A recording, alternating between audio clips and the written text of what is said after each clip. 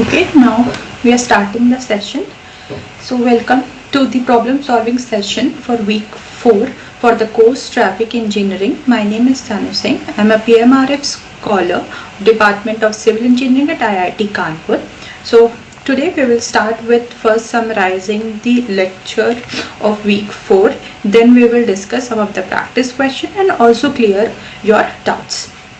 So let's start with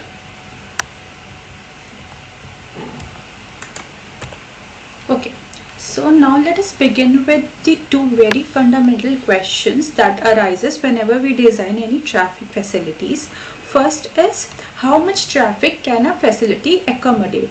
So this can be answered through a capacity analysis. So capacity is a quantitative. It tells us the maximum sustainable flow that a facility can handle. The other question is, how will the facility operate under various conditions? So this is answered through level of service, that or LOS. LO is a qualitative in nature, but it is based on quantitative performance measures.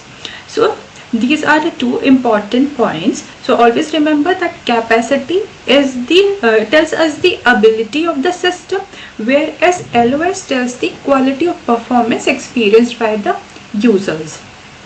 Okay, so now before discussing the capacity and what is LOS and how it has been calculated, so we must understand a traffic stream consists of what things. So we have first discussing that what a traffic stream consists of. So traffic stream is not an homogeneous. It consists of different types of vehicles such as car, buses, trucks or motorcycles, and in many cases it also considers the non-motorized things that are pedestrians and bicycles. And in, mostly in countries like India, traffic is highly heterogeneous in nature. The second thing is the roadway system elements. Okay, that consists of a point such as intersection. Second is segment which is a road between the intersections. Third is facility, which includes the combination of multiple points and segments. And fourth is even entire corridor and entire area, which consists of all of the things, that is points and segments.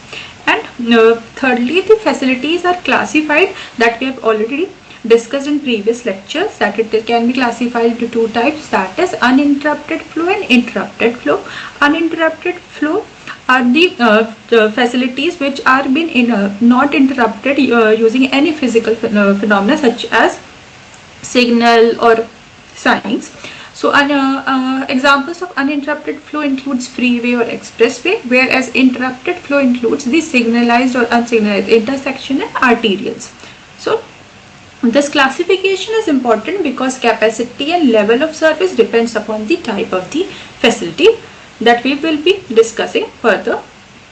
Now coming to the concept and definition of the capacity. So capacity is defined as the maximum sustainable hourly flow rate at which vehicles or persons can reasonably traverse a point or uniform segment under prevailing condition. So this is a formal definition of the capacity. So here maximum sustainable means it is not the highest ever observed value. It must be achievable repeatedly under sufficient demand. We usually measure it in hourly rate, and it is often based on the peak 15-minute flow within an hour. Then it is defined for a specific point or a uniform segment. So this we have already discussed. Point means intersection, and uniform segment is a road between the intersection. So it is defined for a specific point or uniform section under specific roadway traffic control and environmental conditions. So capacity is not a fixed number, but it changes when the condition is changed. Now what are the discussing the factors that affect this capacity. So capacity depends upon several factors such as roadway condition, traffic condition, control and operation, and environmental condition. So we'll see what comes under the roadway condition first. So roadway condition means what are the number of lanes, what is the lane width, what is the shoulder width, how is its alignment, what is the side friction and land use. Because for example, if there is a narrow lane or poor alignment, then it will reduce the capacity of the road, or if there is any side friction present in the road, then it will also reduce the capacity of the road. So these conditions affects the capacity of the road. Second is traffic condition. Traffic condition includes vehicle composition, especially if the heavy vehicles are present or not in the traffic stream. Then directional distribution is in both direction the traffic are equal or are they different. Then the driver familiarity means driver has already know the roadway condition or not. Then comes the control and operation factors, which includes the signal timing, green time allocation, what is the cycle length, then turn restrictions and even ITS strategies. Now fourth comes the environmental conditions, which includes what is the weather, the lightning condition and also the pavement surface conditions. So capacity is influenced by a combination of these physical, operational or environmental conditions.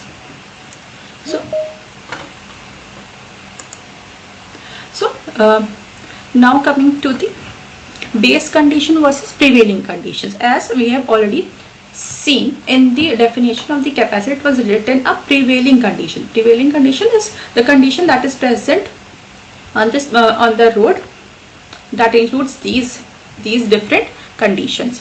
So now what is different between these base condition and the prevailing condition? So the base condition is the ideal condition that we assume, such as the road has good weather, it has dry pavement, there is standard lane and shoulder width, there is no heavy vehicle, drivers are familiar with the road conditions. So the capacity manuals, whatever the values are present in the capacity manuals, they always are usually provided under these base conditions, which we also consider as an ideal conditions. But however, the real world conditions are different.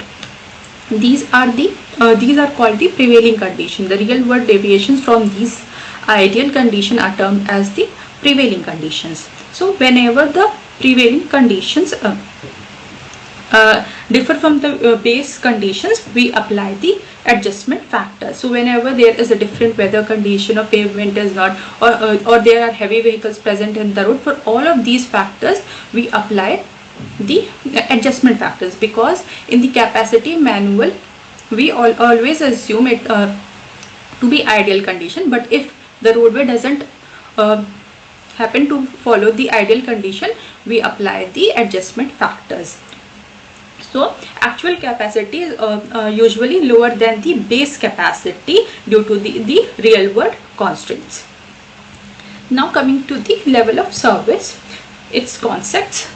So level of service describes how well a facility operates from the traveler's perspective. It is a quantitative classification of performance measures, and it measures into 6 scales, that is A to F. So level of service has these 6 scales, that is from A to F, where A represents the best operating conditions, that is the vehicle is traveling free with high speed and minimum delay, whereas as we move from A to the F condition, for example LOF represents a breakdown of forced flow conditions, which is extremely unsatisfactory. So these are so there are total 6 scale of level of service. So and also this level of service is a step function. That means if there is a small change in a delay, that may happen that there is not change in LOS at all, or it may jump from one level to another. So LOS category represents range of performance. It is not a continuous change. So now coming to the service measures and mode specific LOS. So as we have discussed that level of service describes how well the facility is operating depending from the traveler's perspective. So these these also differ in terms of the what is the mode we are traveling with. If we are traveling with motorized vehicle, or we are pedestrian, or we are cyclist, or we are transit user. So we will see from each of the different modes what is the level of service, how is the level of service measured. So if we are traveling from a motorized vehicle, so the level of service can be measured using traveler speed, if the speed we are traveling is good or not, or what is the total delay. If the delay is more, we consider LOS to be having a poor, LOS will be F. If it is less, then it will be LOS A. So these are different factors that measures the level of service of a road. For example, travel speed, then delay, then total travel time taken by a vehicle, then number of stops, then travel time reliability, or the percentage time spent following the other vehicle which is moving slow.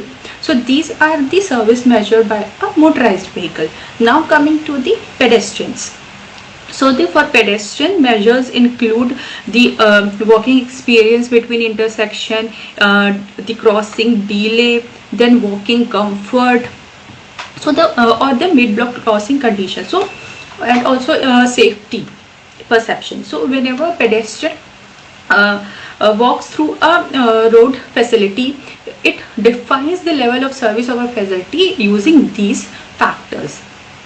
Now coming to cyclist. For cyclist, the measure of LOS depends upon the comfort and quality of riding along the segments and intersection. Okay, now coming to the transit users or public transport users. For public transport user, they use these factors as a measure of level of service. For example, walking access to stops such as bus stop or train station. Then coming to waiting time, how much is the waiting time for a public transport to arrive to a stop. Then what is the in-vehicle comfort, or whether there is a crowding or not. So this means same facility may provide different level of service to different users, and the LOS must be always reportedly separately for each of the mode and for each facility type. So this was all about the level of service and the stream characteristics. So we had started with two basic questions. First was the how much traffic can a facility accommodate, that can be defined using a capacity analysis, and how well the facility operates can be answered through a level of service. So these are the two basic questions that we had started with. So we have defined the traffic stream and LOS for different modes. Now coming to the analysis of basic freeway and multi-lane highway. Before this, did anybody have any doubt till here?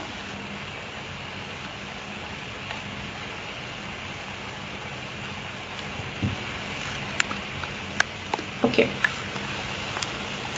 we will continue.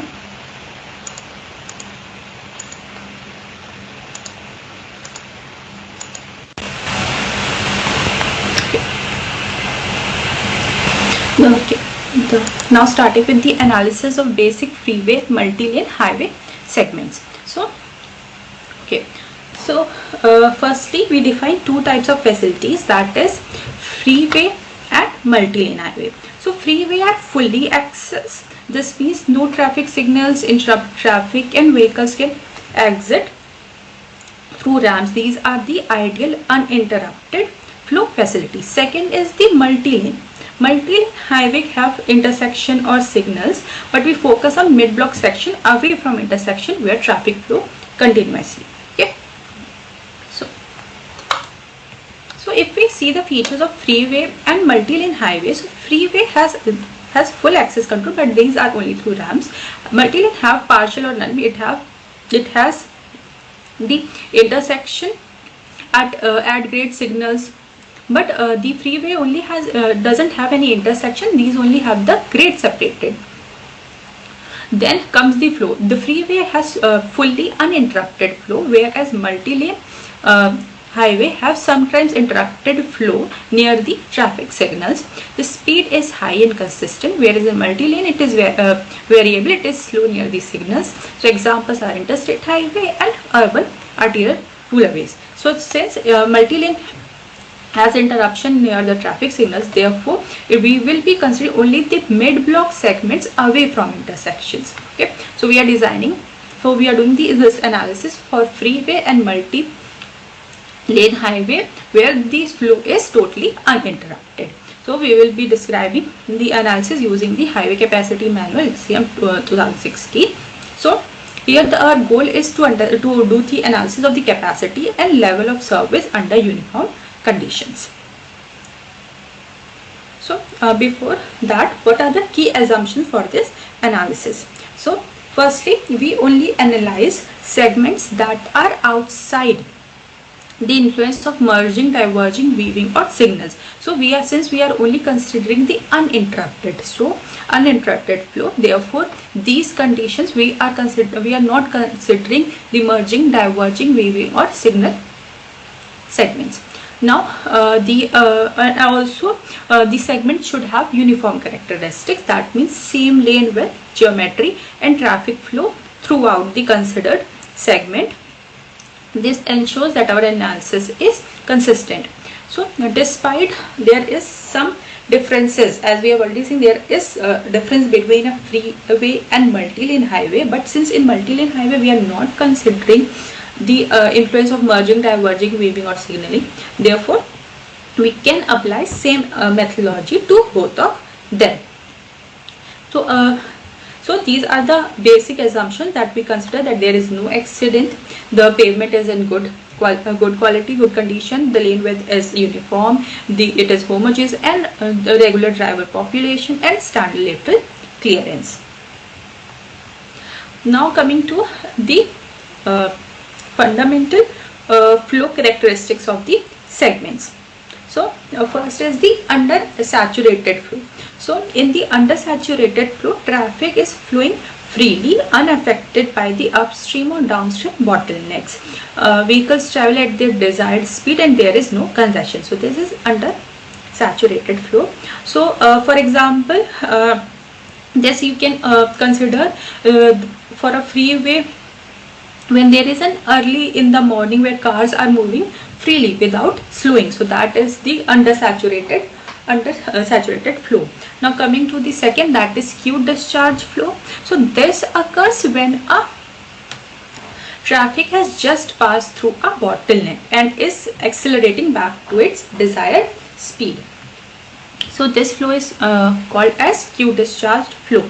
So taking an example, imagine a 3-lane segment merging into a 2-lane segment. So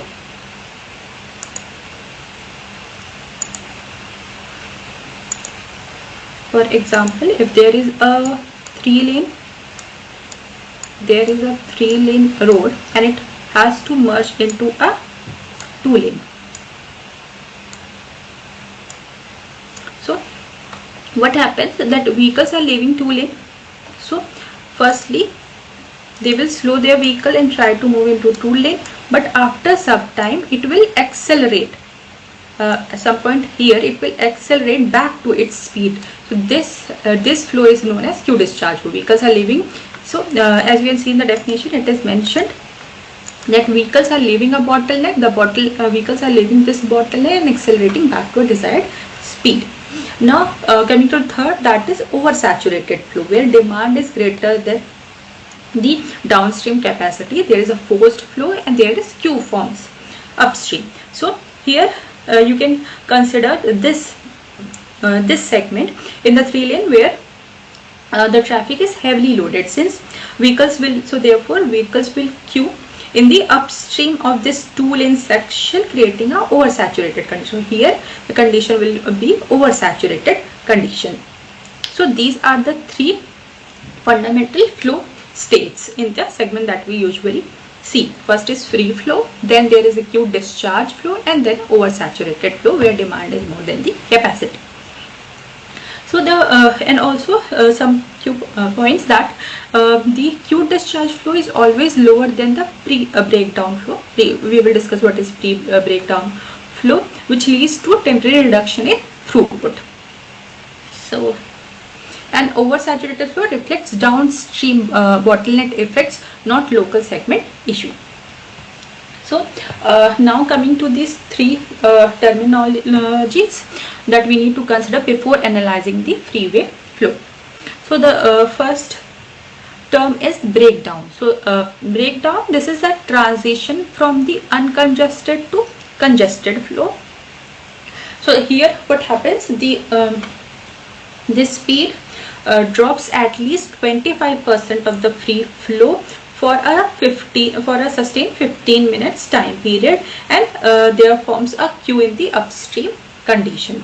So this condition is known as a breakdown condition, where traffic moves from uncongested to congested and the speed drops more than 25% of their free flow for at least 15 minutes.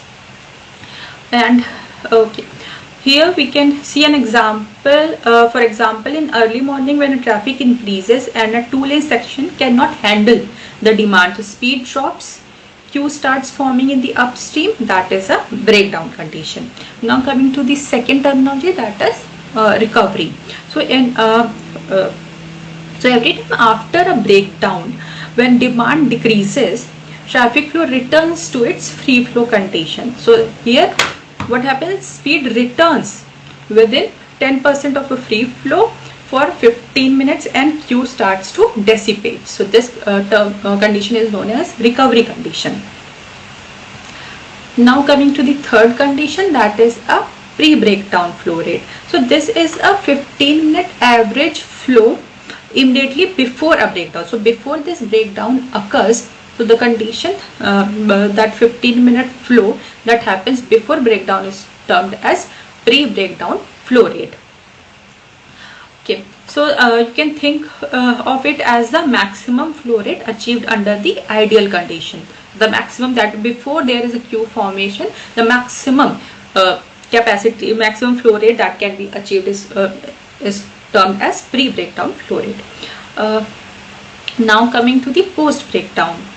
Post-breakdown, this is the flow after bottlenecks forms, typically lower than the pre-breakdown flow due to forced flow condition. So once the breakdown bottlenecks forms, so it is merely the queue discharge. When after the bottlenecks form, usually then a vehicle starts to move, but in a forced condition. So this is this has the flow rate that is less than the breakdown, but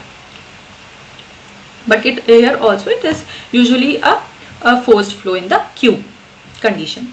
Now coming to the last flow, that is oversaturated. This occurs upstream of above when a demand exceeds the capacity. So it is mainly during the forced condition due to downstream bottleneck. So here it is similar to the what we have discussed here, when demand will be greater than downstream. So forced flow queue forms in the upstream condition. So here it is the oversaturated flow. So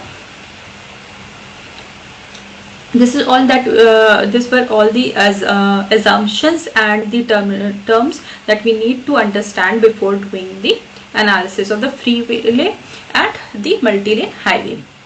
So now let us compare the capacity under the base condition for freeway and multi-lane highway. So base condition, as we have already discussed, base condition means the ideal condition, where there is an ideal traffic, the weather is good, and there is good visibility, there is no incidents or no work zones, the pavement condition is also good, there is standard lane widths and homogeneous and the familiar drivers. Then freeway capacity is generally higher than the multi-lane highway. Because why is the free lane capacity higher than the multi-lane? Because multi-lane highway have sometimes they have the side friction, they have occasional signals and the constrained geometry. Therefore, free lane capacity is generally higher than the multi-lane highway capacity. So this capacity varies stochastically. That means even for similar condition, the 15-minute average flow per lane may fluctuate slightly. So speed flow relationships are similar for both the form, but the absolute values differ. So the relationship is similar, but the values may differ from free. Different freeway can sustain higher speed and flow than the multi-lane highways because these have these conditions. Okay. So now coming to the speed flow relationship. So they have mainly three segments of speed flow curve. First is the constant speed range. So here what happens that flow increases but speed remains near to the free flow speed up to the breaking point, and so here the vehicles can travel at the desired speed until the flow reaches the breaking point. Then there is a decrease in speed range. Speed drops parabolically beyond the breaking point, and the capacity it reaches the capacity max, that is maximum flow at density of 45 passenger cars per lane. Here as you can see I have mentioned density not in terms of number of vehicles per lane but as passenger cars, because we will convert all the vehicle equivalent to the passenger car, so that is passenger car unit. Therefore we represent it density as passenger car unit per lane. So adjustment can be made for this local condition. Speed flow, there can be a free flow speed adjustment factor, then capacity adjustment factors. So basically the speed and flow relationship can be described using the this is for the freeway and this is for the multi-lane. As you can see the relationship is similar, though the values may differ, and this as you can see this is a constant speed range. Here the speed is constant, then after a while it shows a decreasing speed range. That is then there comes a capacity. So capacity is at 45 PSU per lane. As you can see this is the line for the capacity point. So here it gets the maximum capacity. So from here we see the depending upon what is the speed we get the capacity. We get capacity in passenger car per hour per lane. So from here we get what is the capacity. Similarly this is for the multi-lane highway. Depending upon the speed we get the maximum capacity of the road. So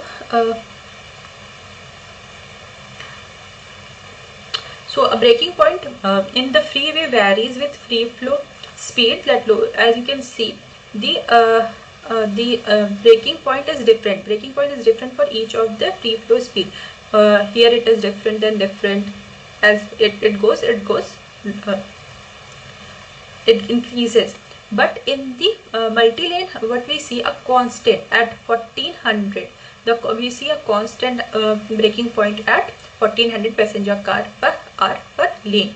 So here you can see after 1400 the speed starts to decrease. So these are the speed flow relationship for the freeway and multi-lane highway. So and now coming with the to the level of service and operational analysis. So as we have discussed, the level of service is the measure of quality of service that is experienced by drivers or pedestrians, whatever way we are traveling. So there are several ways that we could measure the level of service. We have seen we can measure in terms of speed, the comfort. So the level of service can be measured in terms of density, speed, then the ratio of the volume to capacity. So while speed is intuitive, it often doesn't change much until, as we have seen in the previous slide, its speed is doesn't change until flows are very high. It drops after a breaking point. So and especially on the freeways. Similarly for the volume to capacity ratio, it becomes only visible when the congestion is severe. So therefore in terms of the density on the other hand, It reflects what actual drivers experience. It can density is as density is defined as number of vehicles per lane. So it actually tells us what a driver is experience. It can see how close vehicles are and how much freedom you have to maneuver. So that's why we always use density as our primary level of service measure. So we always describe level of service in terms of the density, because it closely represents the driver experiences. Because if you are moving freely and if only 2 or 3 vehicles in more are can be seen on the road, so that will not affect your speed much, but in terms of density it will define that the number of vehicles has been increased, because our driving experience gets limited depending upon the number of vehicles that are present on the road. So the question comes, why density is preferred? So on freeways, speed remain nearly constant even as flow increases. As we have seen in this graph, that speed is constant for some point of the capacity. Mainly for freeway between 1000 to 1800, and for multi-lane, as we have said, 1400. But so if we look at the speed, a lot of change in traffic condition are it visible, whereas and volume to capacity ratio are only perceptible near capacity. Therefore, density and however density increases steadily as more number of vehicles enter the road, even if speed stays the same. This makes it sensitive across the entire range of the flow. Driver can see and they can feel the difference when traffic get denser if more number of vehicles are present in the road. So because they have to maneuver more carefully, because there will be less space and comfort is also reduced. Therefore, we consider density as a measure for level of service. Now, as we have said that level of service has 6 levels from A to F. So now let's classify what are the its conditions. For level of service A, the traffic characteristics or driver experience can be defined as a free flow and unrestricted maneuver, and density is less than 11 passenger car per mile per lane. For level of service B, it is defined as there is a slight restriction, minor impact from the incidents, and density is between 11 to 18. Then level of service C, in this there is a noticeable restriction. Lane change require more care, and density is between 18 to 26. Then comes the level of service D. Here speed drops and maneuverability is limited, and density is in between 26 to 35. Then comes level of service E. Here the capacity, it is near capacity, and there is a minimum gap between the vehicles and the volatile operation, and density is between the 35 to 45 passenger car per mile per lane. Then comes level of service F, where here there is an unstable flow or there is queue formation because of the bottleneck, and density is greater than 45, or you can say demand is greater than the capacity. So these are the 6 level of service that is used to define the performance measure of any of the traffic facilities. Does anybody have any doubt here?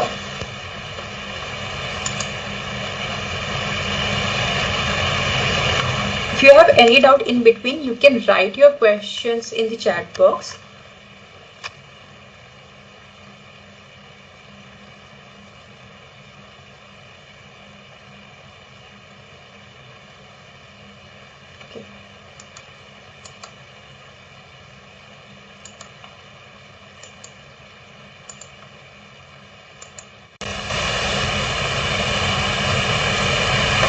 Okay, so this was the 6th level of service.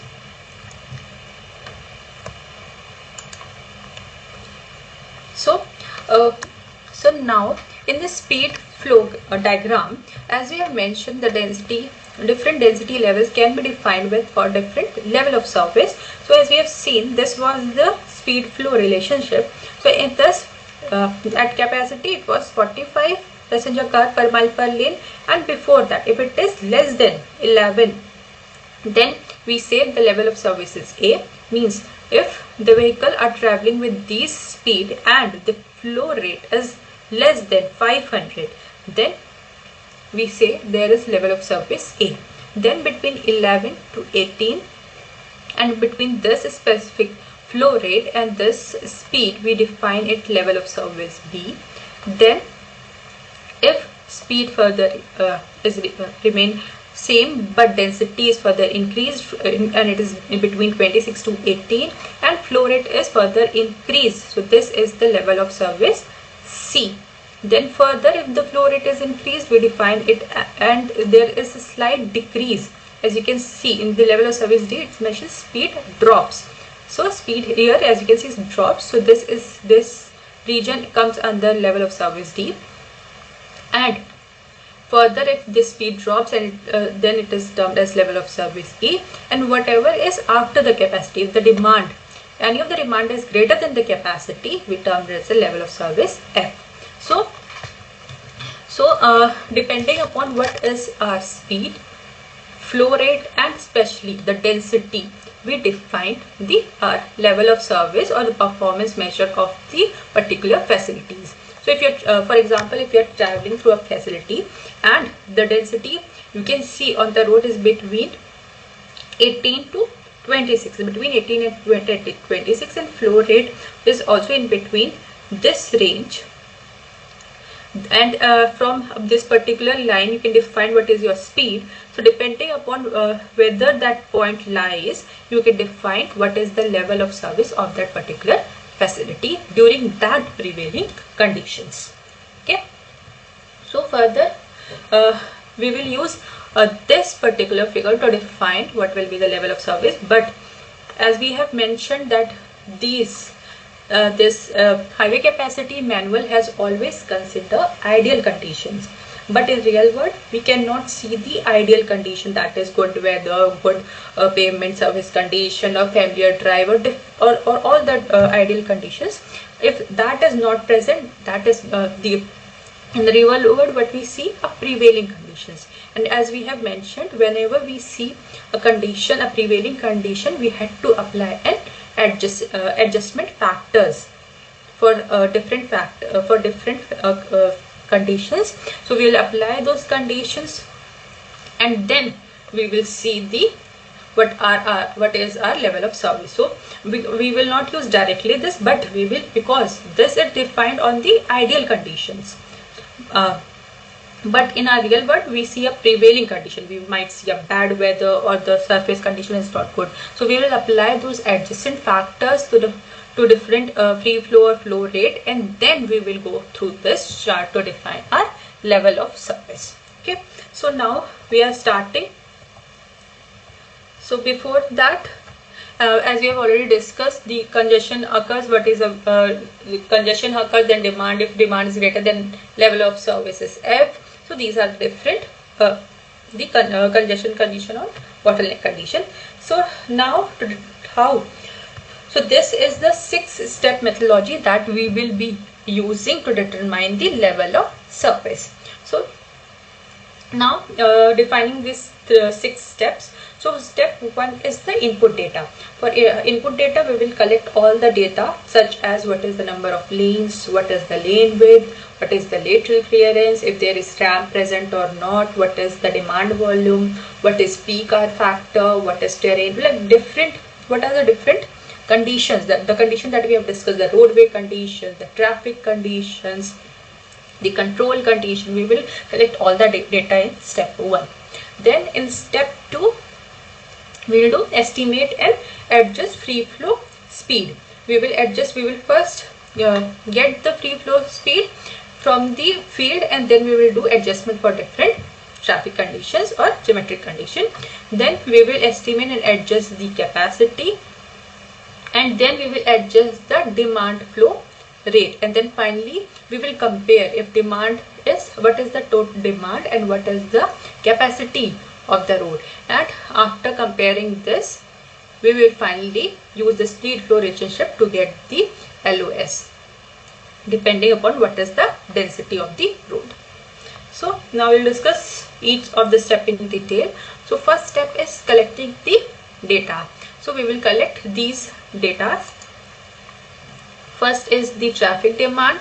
What is the traffic demand? What is the volume per hour? Then the number of lanes in lane width. What is the right lateral clearance? Then what is the ramp? Is there is ramp present or not? Is there access present or not? Then what is the peak hour factor? Then what is the terrain type? What is the type of the terrain in the road, whether it is level, rolling or mountainous? Then what is the traffic composition? Is heavy vehicle present on the road or not? Then driver population. Is the driver familiar with the road or not? And if there is any local condition that requires adjustment, so we will use, or we will, in the first step we are collecting all the required data. Now coming to step 2. In step 2 we estimate and adjust free flow speed. So in this we divide it into 2 sub steps. So first is step 2a, that is used to estimate base free flow speed. So here we mainly prefer to calculate field measurement. To measure it in field, if the field measurement is not available, we estimate using the equation from HCM. For example, for freeway, we consider base free flow speed in the range between 55 to 75, whereas for multi-lane highway, we mainly use the posted speed or the speed limit or the design speed as the base. Now coming to step 2b, that is adjustment of free flow speed for local conditions. So the free flow speed is adjusted for free lane using for the lane width. If the lane width is not the ideal lane width, we'll do the adjustment for that. If the lateral clearance is present, we'll do that for that, and also for the ramp density. And for multi-lane highway, we do adjustment for lane width, then total lateral clearance, then what is the medium type, and if there is an access point, then what is its density. So, and additional, we also do for freeway, we do the adjustment for the weather or driver population. So, but these adjustments aren't available for the multi-lane highway due to lack of the empirical data. So only these adjustments are only being done on the freeway. So in the step 2, so in first step we have collected all the data. In step 2, if the speed is present, if we are able to calculate the speed in field, it's good. But if we are not, we calculate using the HCM equation. And for multi-lane highway, we will use the speed limit or design speed of the road. Then we will do the adjustment in the free flow speed for the local conditions such as lane width, lateral clearance, ramp density, and medium type. And also for freeway, we do for it for weather and driver population. Now coming to step 3. In step 3, we do the estimation and adjustment of the capacity. So first is step 3a. In 3a, we calculate the base capacity. It is determined from the adjusted free flow speed using HCM tables or equations. And freeway versus multi-lane highway, they differ in terms of the equation reflecting their design difference. Okay, so this is the exhibit 12.4 from the HCM, where depending, as we have seen, as it is mentioned, depending upon the adjusted free flow speed using the HCM table, we calculate what is the capacity of the freeway or multi-lane highway. If the adjusted free flow speed that we have calculated in step 2 is 65, then the capacity will be 2350 for the freeway, and for multi-lane it is 2300. And in the capacity, further we do the capacity adjustment. So for the capacity adjustment, the factors that affects are adverse weather condition, poor pavement, then limited side distance, and heavy vehicle percentage. Then for multi-lane highway, these adjustments are often limited. We do not do these adjustments for the multi-lane. Only for freeway, we do the adjustment on the capacity using these factors. For these factors, if these factors are not the ideal condition. Now coming to the step 4. So till here Firstly, in step 1 we have collected data. Step 2 we have calculated free flow speed and then adjusted free flow speed depending upon the conditions. Then in step 3 we have calculated the capacity using the adjusted free flow speed, and further we have adjusted the capacity using the adjustment factors for different conditions. Now coming to the step 4, that is to calculate and adjust the demand volume. So here in step 4 is to convert the observed traffic volume into equivalent flow rate, which allows us to compare it directly to the capacity. So adjustment here includes the peak hour factor, accounts for the fact that traffic is not uniform throughout the hour. Then comes the heavy vehicle factor, converts trucks and buses into, as I have mentioned, that it was in density was in terms of passenger car unit per lane. So here what we do, we convert, if there is truck or buses present on the road, we convert it to its equivalent to passenger car. And also if the more number of lanes are present, we divide total flow by lanes. So these are adjustment done on the demand. So we do it using peak hour factor. If the heavy vehicles are present, we convert it into a passenger car equivalents. Then if the more number of lanes are present, we divide total flows by lane. So by adjusting these, we finally get equivalent demand flow rate under base condition.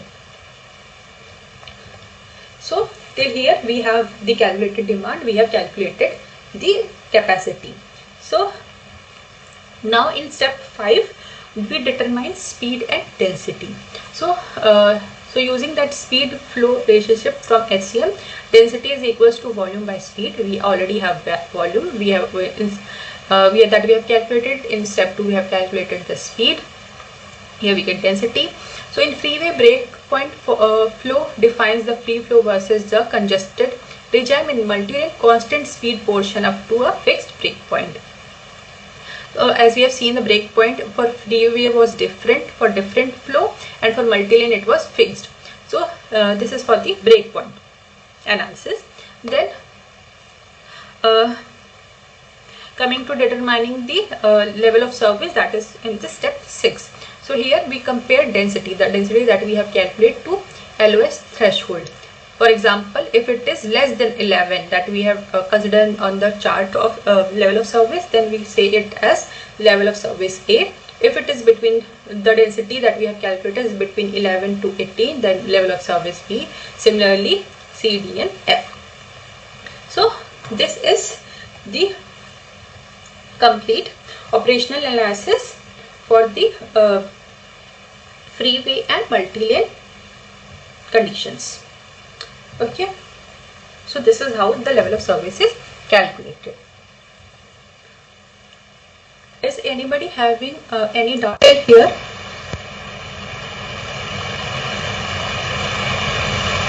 I hope everything is clear. If anybody who is having doubt in between, can write it down in the chat box and we can discuss once I have completed the discussion of all the slides. Okay.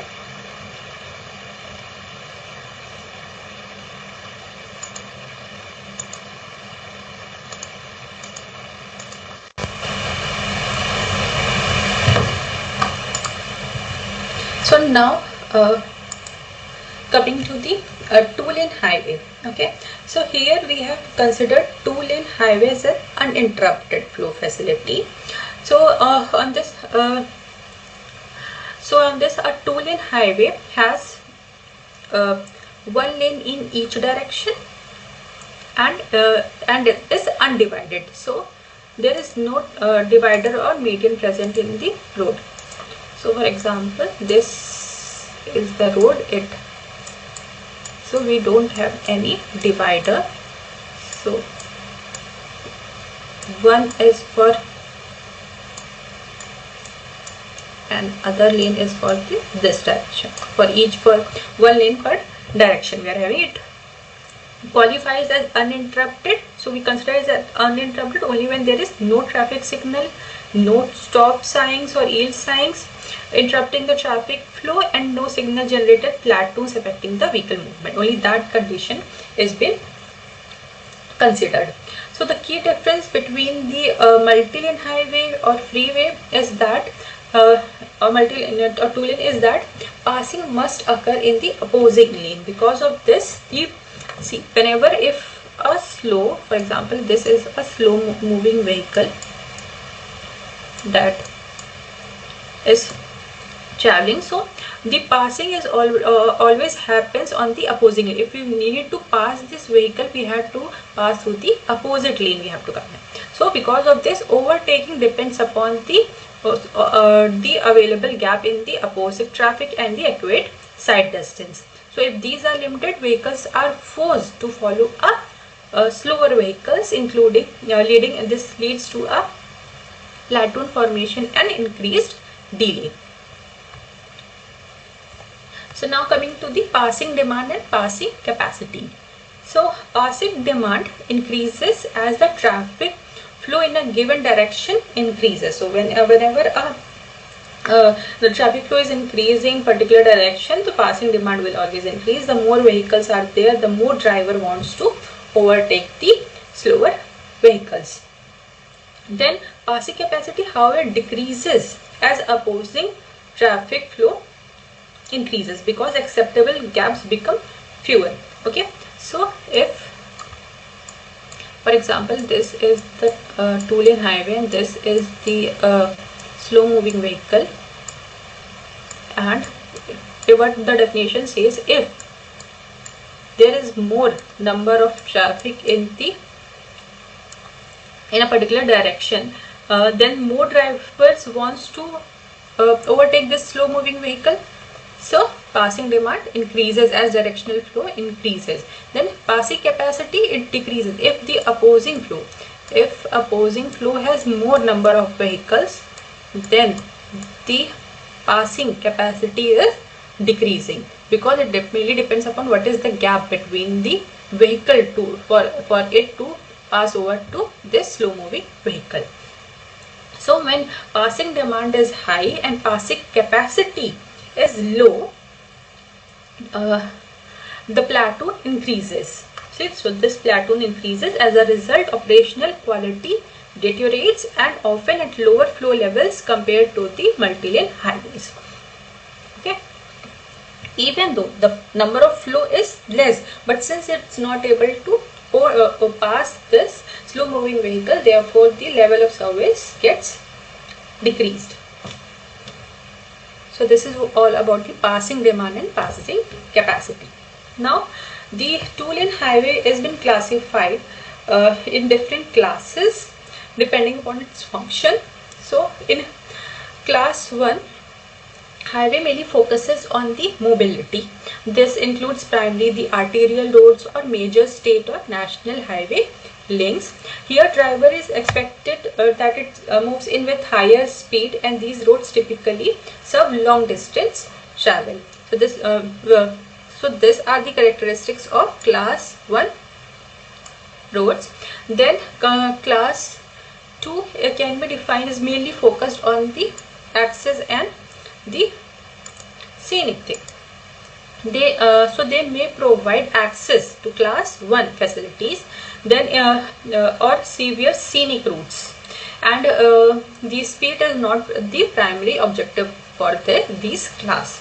These class mainly provide the access to this class 1 facilities. These are really short trips as compared to the class 1 category roads. Then class 3 highways, these pass through developed areas such as small towns. They have mixed local and through traffic, and they have higher roadside activity and lower posted speed limits. So these are different classes of the two-lane highways, in which the two-lane highways can be described in different classes. First is class 1, class 2. Class 1 is mainly mobility focused, class 2 is mainly access focused, and class 3 mainly is under the developed areas. Now coming to the base condition and capacity for two-lane highway. So base condition here includes that this is only for the two-lane highway. So here the lane width should be greater. These are the base or ideal conditions. So lane width should be greater than 12 feet, then shoulder width of at least 6 feet, only the passenger cars are present, then the level terrain is there, then equal flow in both direction and no external interruption. So these are the ideal condition, and whenever it dissipates we do the adjustment factors. So under these then comes the capacity or base. In the base condition, what is the capacity? So under this the maximum capacity is 1700 passenger car per hour in one direction, and if the one direction operates as 1700, then the opposite direction is limited to 1500. So total two-way capacity is 3200. And for the small segments such as tunnel or bridges, capacity may reach to 3400 passenger car per hour. Okay, so this is the capacity for these base conditions. So now coming to the measure of effectiveness. So the two-lane highways are measured using these factors, such as first one is average travel speed. So average travel speed or ATS, it reflects the mobility. So what is the total average travel speed? Can be seen from its own term. Then comes the percentage time spent following. So it is the percentage of time the vehicle when the vehicle travels in plateau due to inability to pass. Since it is difficult to measure directly, it is often estimated using the percentage of vehicle with headway less than 3 seconds, because it indicates the freedom to maneuver. Then comes the third, that is free flow, percentage of free flow speed. This indicates how close vehicle operates to the free flow speed or the posted speed. So these are the different factors that are used to describe what is the level of service. As we had used density as a factor in determining the level of service for the freeway and multi-lane. So in two-lane highway we use these factors to measure the level of service. So for class 1 we consider both ATS and PTSF as a measure. Then for the class 2 we only use PTSF, whereas for class 3 we use PFS. Okay. So finally we look at the level of service criteria. So this is the criteria for the class 1, that includes only the ATS. ATS is average travel speed. So if the speed is greater than 55, okay, as we have seen in class 1 we use both ATS and PTSF. So in class 1, if ATS is greater than 55 and the PTSF, the ATF is percentage time spent following a vehicle because it was not able to pass. If it is less than 35, so we say level of service is A. Similarly, if it is between 50 to 55, if the average travel speed is this and the time spent following a vehicle is between 35 to 50%, we say level of service B. Similarly, for different cases we have different values. And for class 2 characteristics of highway, if the PTSF, the percentage time spent following, is less than 40%, we say level of service A. If it is between 40 to 55%, then it is B. And similarly, if it is great for it increases as the level of service increases. Then if it is greater than 85, it is level of service E. And for class 3 we only use the percentage free flow speed. It means how closely vehicle operates to free flow speed. If it is more close, if it is 91.7% of time that vehicle moves with free flow speed, we say level of service A. And if it is if it is less than 66.7%, then it is level of service E. So and for level of service F, every time when demand exceeds the capacity, we say level of service F. So if so this is the all summary of the week 4 lecture. Does anybody have any doubt?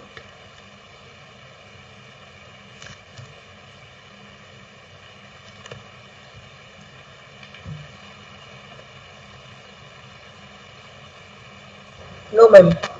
Okay, since nobody is having doubts, so we can start with some of the practice questions which will help you all to solve week 4 assignment questions.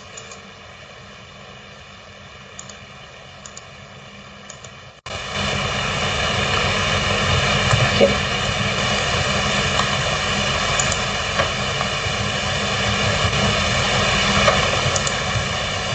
Okay. So first question is accept or reject statement. So the statement is capacity analysis is a qualitative assessment of ability of traffic facility to handle vehicles or people. So this is the first statement. Answer it as it is correct or wrong. We will accept the statement or reject. So for each questions I will wait for 2 to 3 minutes for you to give answer in the chat box, and then we will discuss the correct answer. I will encourage everyone to try answering the questions. It doesn't matter it is correct or wrong, because we are. I think capacity analysis is a quantitative assessment. No, how can we say it's a qualitative assessment? Yes. Uh, uh, I suggest you to write the answer in the chat box as accept or reject, and then we will discuss what is the correct option. It is accept or reject. Okay? Just wait everyone to answer the questions, then we will discuss it.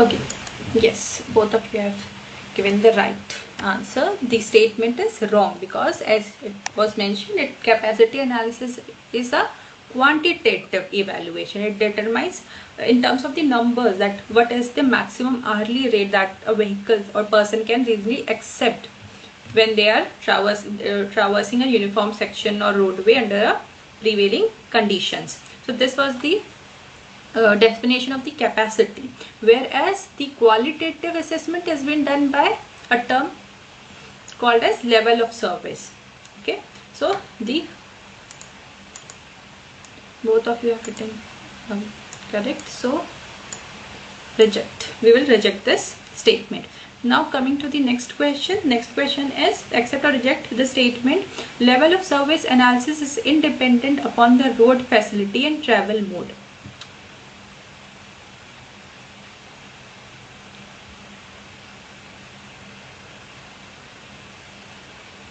Is this statement correct or wrong?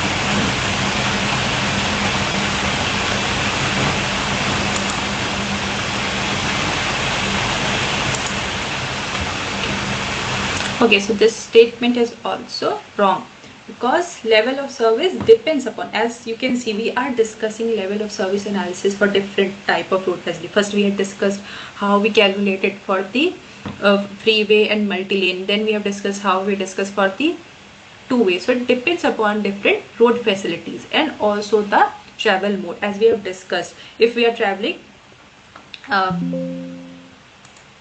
with different modes, then the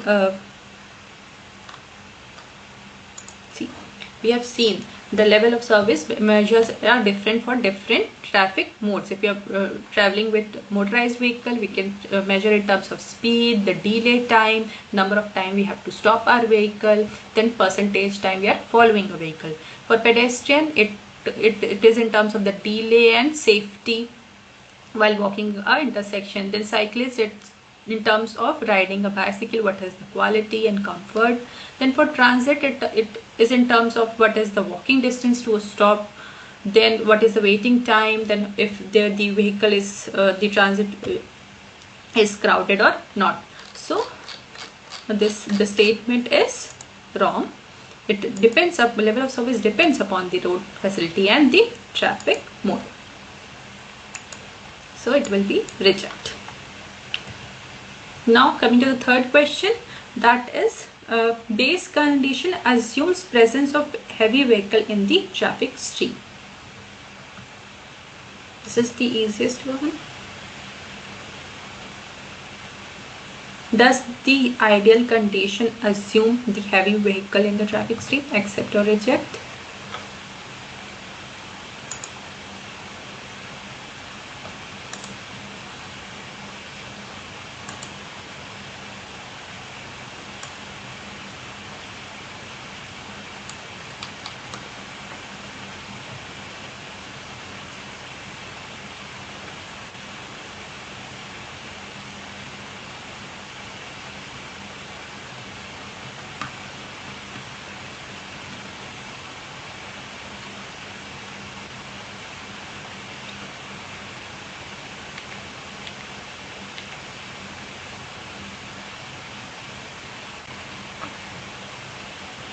Yes, we reject this statement because, as we have discussed, if heavy vehicle is present in the traffic stream, we convert into the passenger car unit.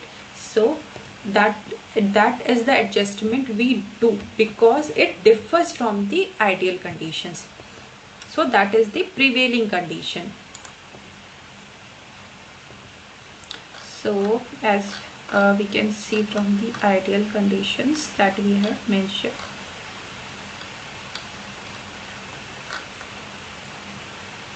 See, we have mentioned base or ideal condition as no heavy vehicles present in the road. Therefore, the statement is wrong and we reject the statement. Okay. Now coming to the next question, that is basic freeway and multi-lane highway segments are analyzed with the same methodology for LOS determination.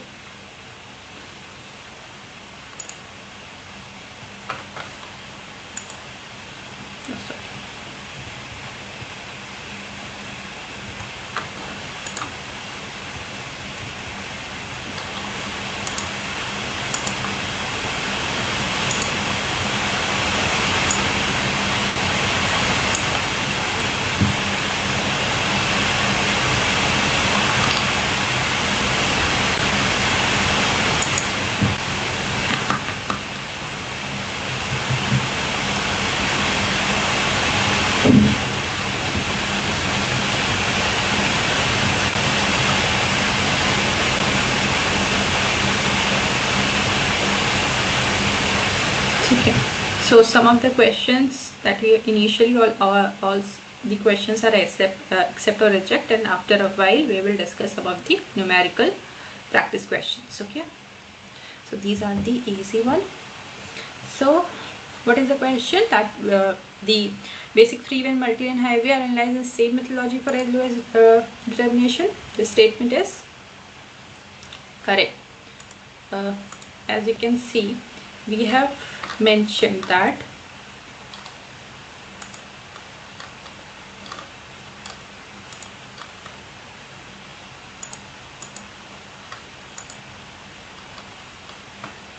that both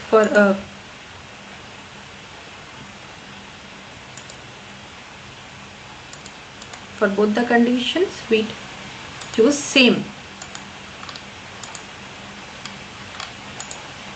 as this analysis was done for both the freeway and the the multi-lane highway together. Therefore, same methodology can be applied to both of the highway conditions. Okay.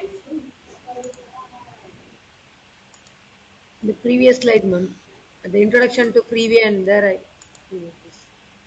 Yeah. Okay.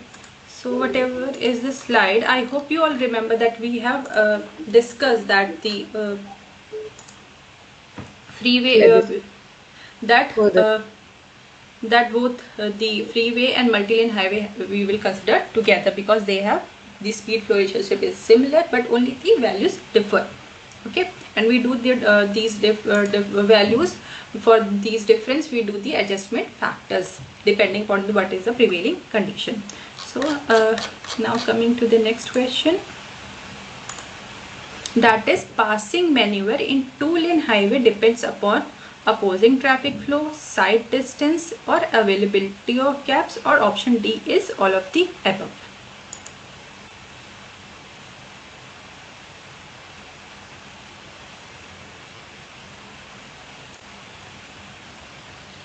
So we have discussed passing demand, passing capacity in two-lane highway. The question is, it depends upon which factor?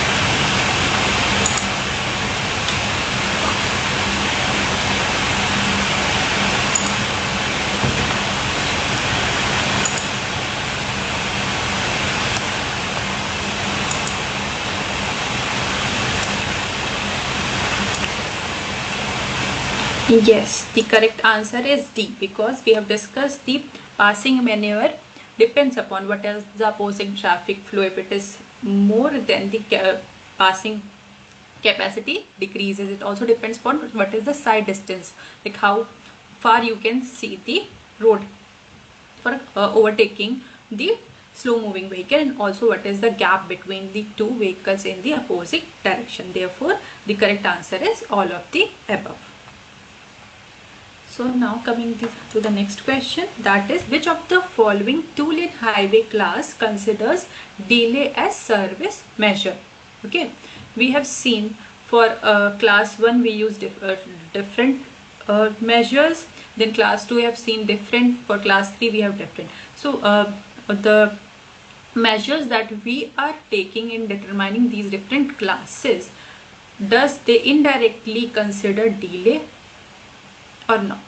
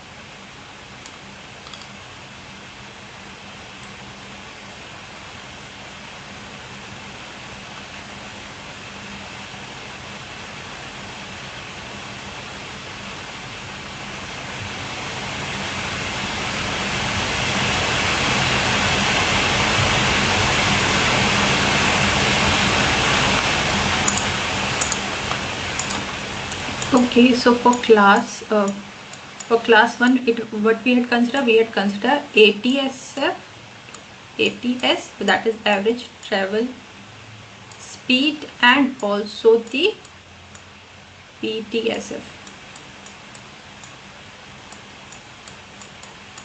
Whereas for class 2, we had considered only the PTSF.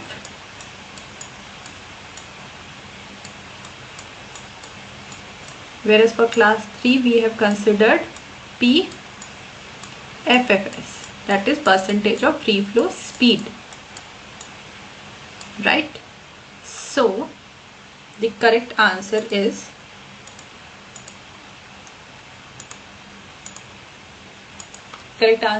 both A and B, because this PTSF, what was PTF? PT was percentage time spent following. Means the vehicle is not able to pass the slow moving vehicle. So it is the time it is following the slow moving vehicle.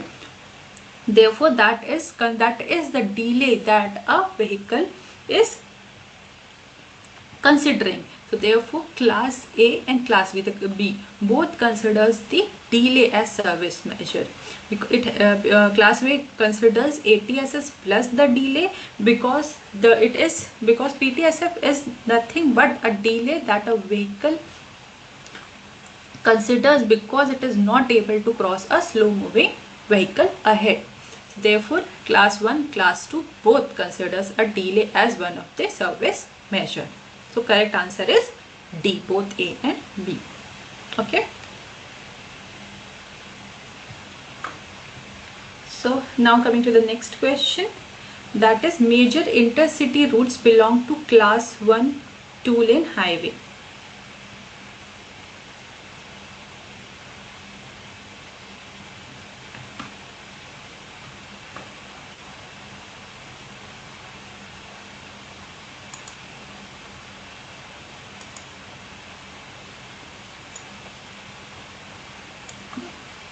Yes, okay.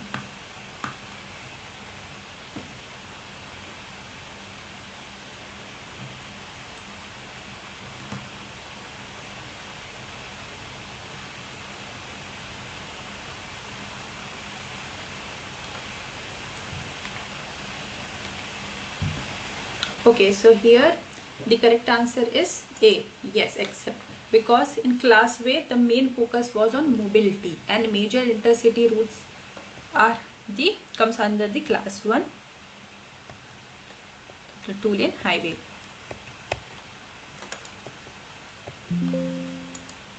Okay, so when we were discussing the classes of here we can see class 1 includes the primary artery, major state and national links. So that intercity state comes under the class 1 of two-lane highway roads. Okay. Major intercity routes belongs to class 1 of two-lane. So this is correct. Now the next question is, which of the following statement is false with respect to two-lane highway? First statement is efficient mobility is major function. Second statement is two-lane highway are typically undivided. Third statement is capacity under base condition is 1700 passenger car per hour, and there are two classes of two-lane highways. Which statement is false?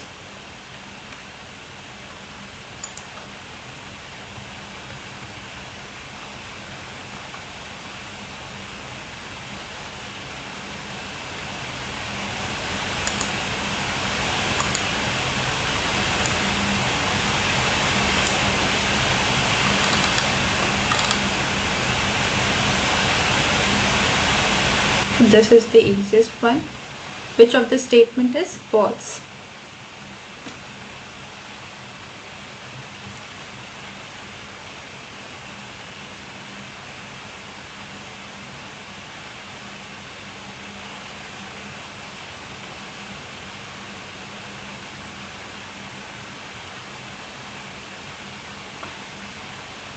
Yes. Because the two-lane highway has three classes, class 1, class 2 and class 3. Okay. So revising, class 1 considers both ATS and PTSF. Class 2 considered only the PTSF. Class 3 considers PFFS. Okay, so this is also, and this is correct, the major mobility is a major function, tool in highways undivided, and the capacity was for base condition was 1700 for one way, and for other it was 1500, which total accommodates to 3200, and for some segment it may go as high as 3400. Okay, so only the fourth statement is wrong. Next question is, passing capacity increases as the opposing flow rate increases.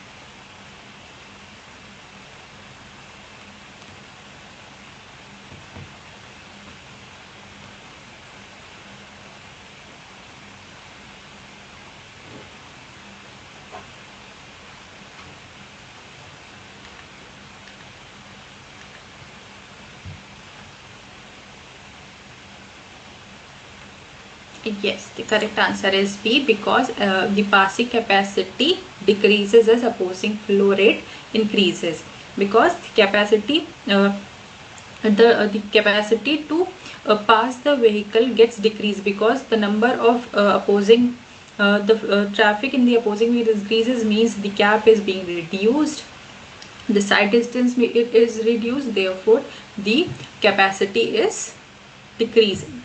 Okay, so this is statement is reject. Now comes the next question.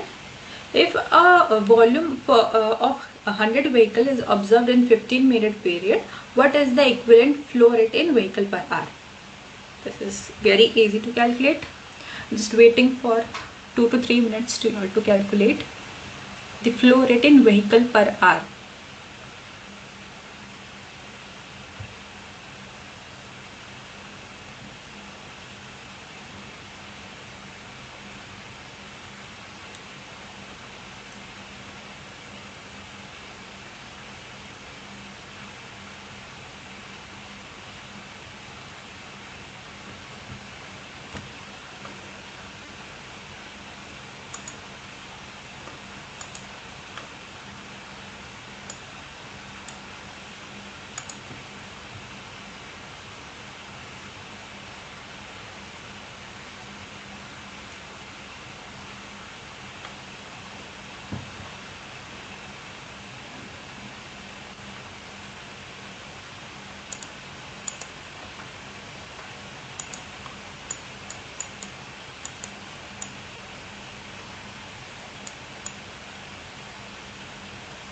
The formula for flow rate is observed volume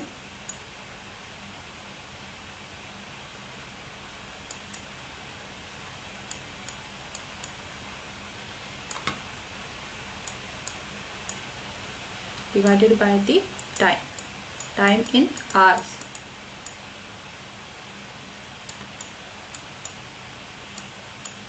So it will be 100 divided by hours. If we convert 15 minutes into hour, it will be 1/4. So which will be equals to 400 vehicles per hour. Okay.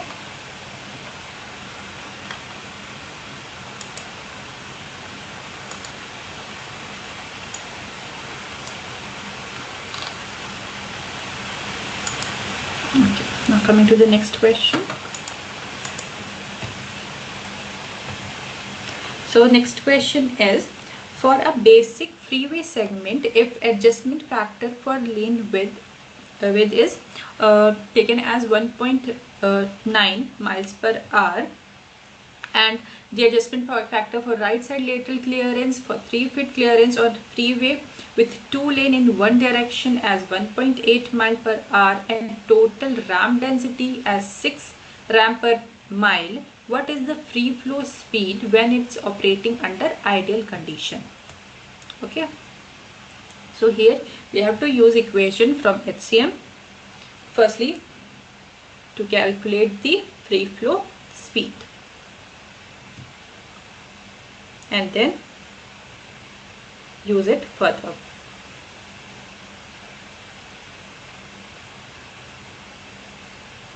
By applying the different factors, adjustment factors.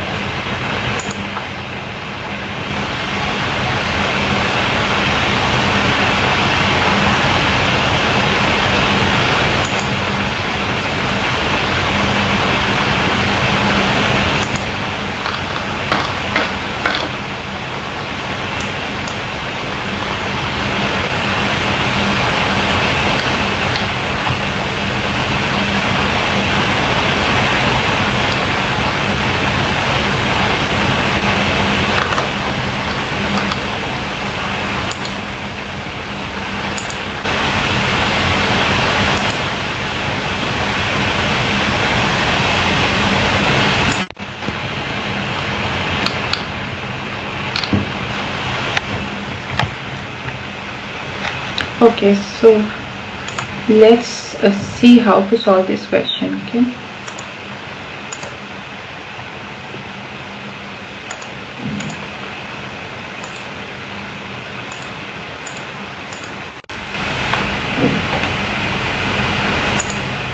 okay, so firstly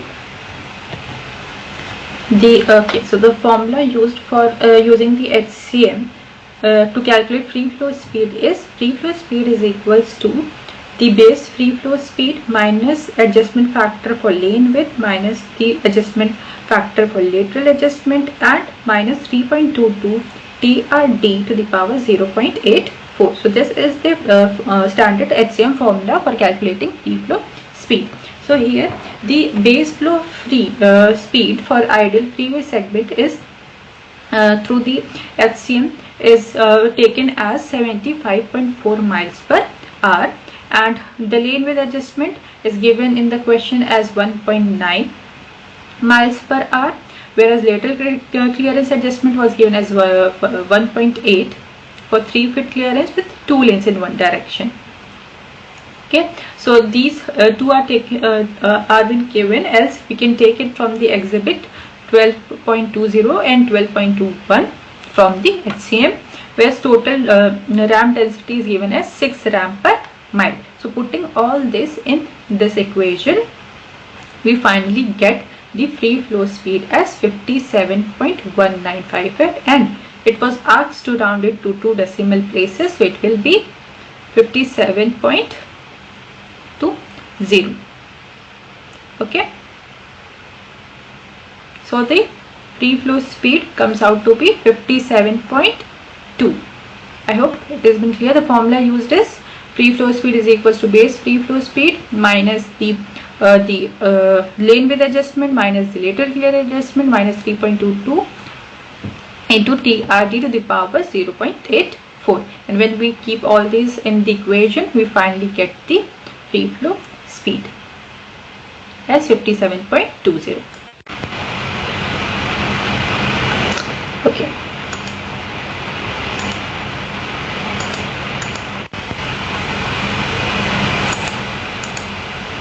Now coming to the next question, that is based upon the previous question.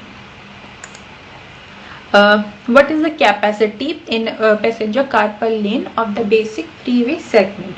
Okay, so here we have to round it out, okay, to the nearest integer, and depending upon the previous question, we just have to calculate the capacity. Okay.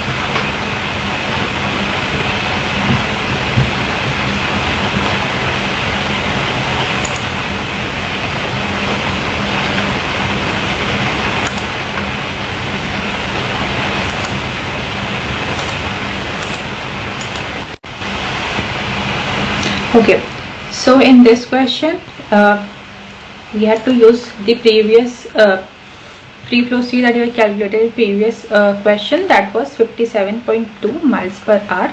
Now we have to calculate the capacity. So we can either calculate the capacity using the this equation or using the table from the HCM. The table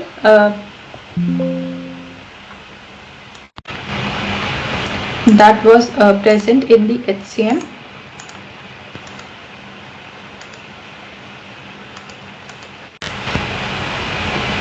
Okay, so this table here, you can see we had got free flow speed as 57, so it lies between 60 and 55, and the free flow for the freeway segment will be between 22502 to 2300. Okay, so we can either interpolate between them to get the value for 57.2, or we can use the equation. Okay,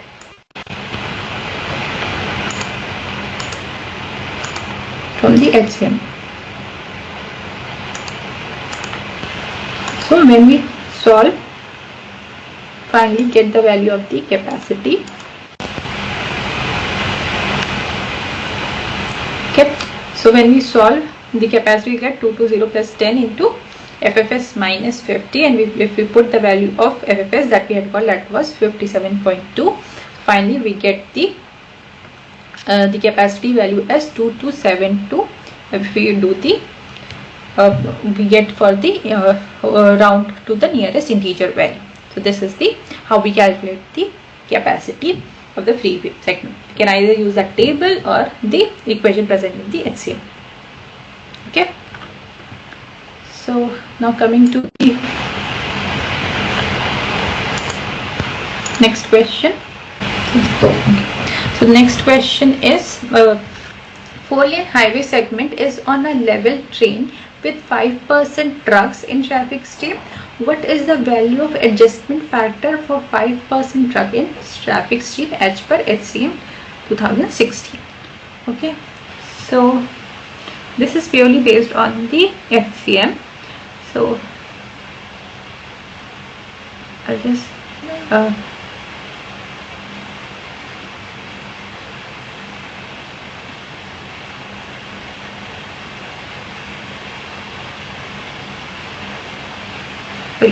so let's see how to solve this question. Okay.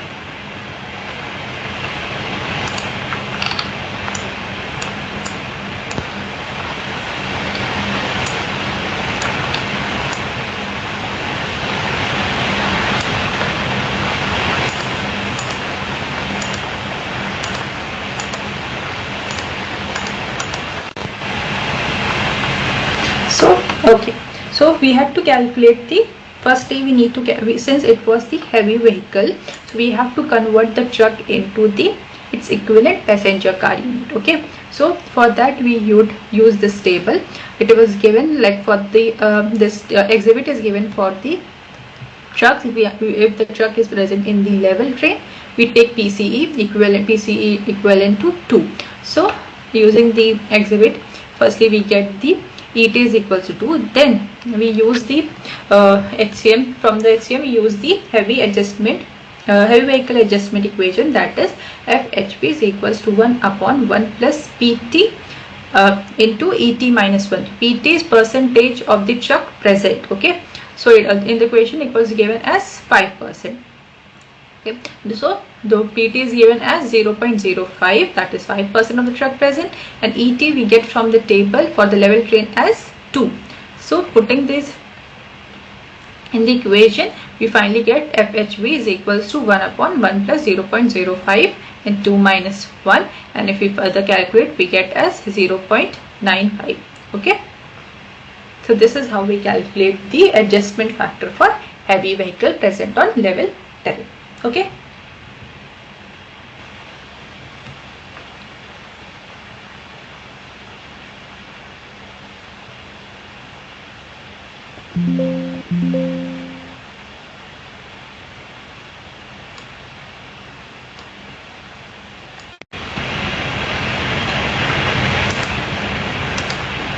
I hope it is clear to everyone.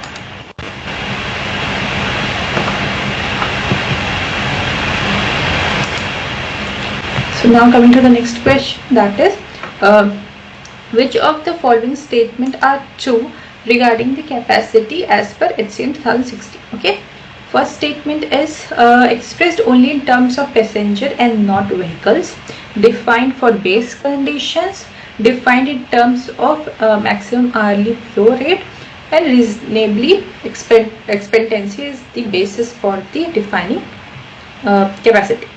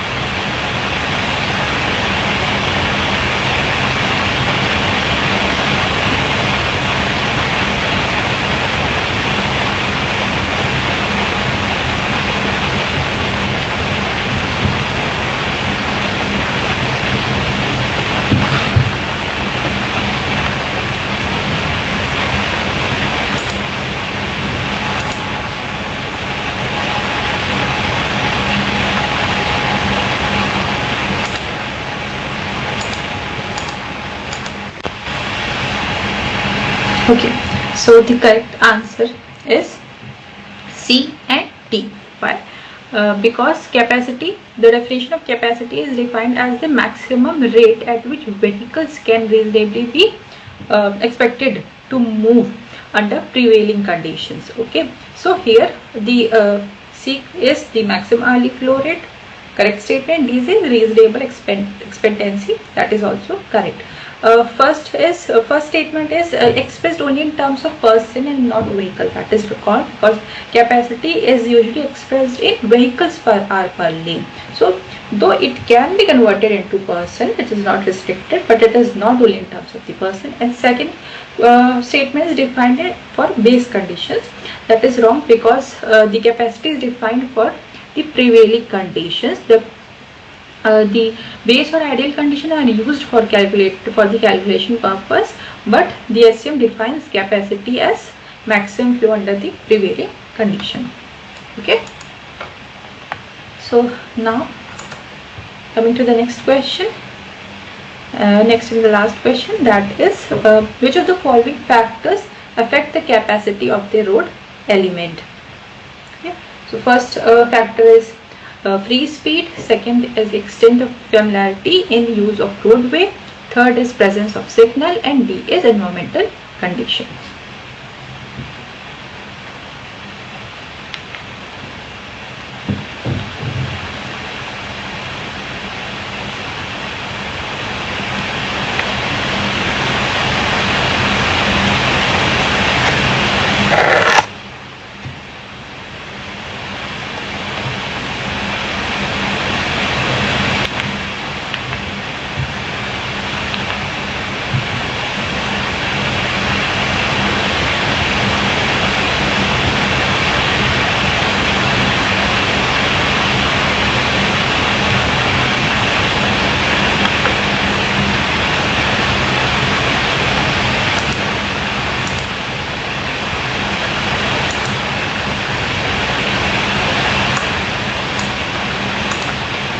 Okay, so the first factor is represented as free speed. That is correct because it affects the capacity, because higher free flow speed generally increase capacity as vehicles can travel under ideal condition. Second statement is extent of familiarity in use of roadway. So that is also correct because that factor affects the capacity, because driver familiar with roadway operates more efficiently, increasing the capacity. Third factor is the presence of signal. Okay, signal reduces the capacity because they create stops and delay. So this also affects the capacity negatively. And the fourth is environmental conditions. So environmental conditions such as rain, snow, fog, or poor visibility reduces the driver's speed and therefore lowers the capacity. So all the four factors affects the capacity of roadway element. Okay.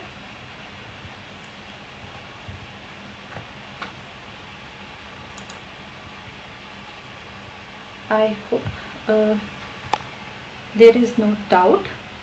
If there is any doubt, you can write your doubts in the chat box. We can discuss one by one and try to resolve. If you have any doubts regarding the lectures, today's lecture, you can also mention that.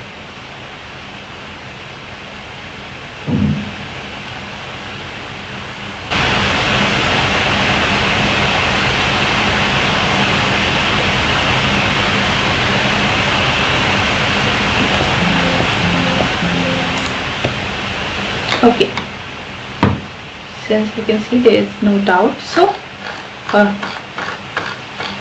okay, in this week's problem solving session, first we discuss the difference between, I'm just summarizing what we have discussed. We have discussed the difference between the capacity and level of service, then what are the traffic stream characteristics that we need to understand, then what is the base or ideal condition and what is the prevailing conditions. Then we have started the analysis for the freeway and multi-lane. We have assumed some assumptions before starting the analysis. Then we have seen the different why we had used density to use as a measure for the level of service, and we have also seen the speed and flow relationship that is used to define the level of service, the different density range that is used for defining the level of service, since the level of service are in 6 levels. Then we have discussed with the 6-step methodology that is being used. First was to collect the data, then adjust the free flow speed, then adjust the capacity, then adjust the demand, and finally calculate the density and determine LOS depending upon the density. Then we have discussed about the 2-lane highway as uninterrupted flow facility. We have discussed about what is passing demand and passing capacity. Then it's 3 classes, how these classes are defined, what is the base condition and what is the capacity at the base condition. Then we have used what are the measures of effectiveness, the ATS, PTSF, PFS used to determine different classes of 2-lane highway and the level of service depending upon its values. I hope there is no doubt.